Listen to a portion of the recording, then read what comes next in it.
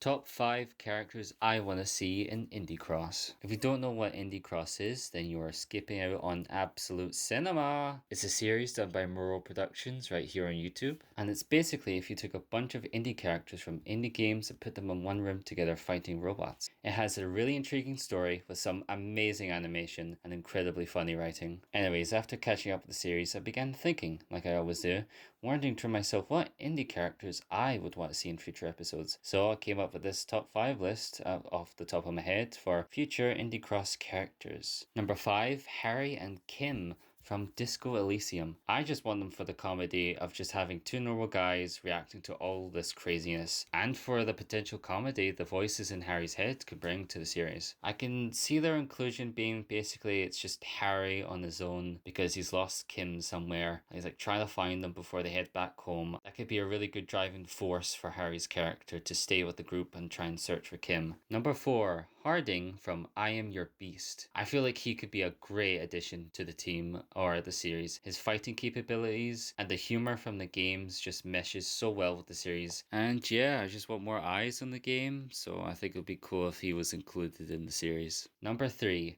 Jimbo from Balatro. Alright, stay with me on this one, stay with me. So I think having him just as a floating card, fly around and talk to characters would be really fun. I think he brings a lot of creative potential for fights, as I could just imagine him basically like shape-shifting or changing to different cards from Balatro, and like having different forms match with different cards. Number 2, Chai from Hi-Fi Rush. I think his personality will match well with the group, and his powers will be so cool to see animated in this series. Just having everything a rhythm. The series already does that with having the theme of the scene change depending on like what characters on screen. So I think they definitely just like with that. Though I do see it being kind of a bitch to animate because you have to keep everything a rhythm.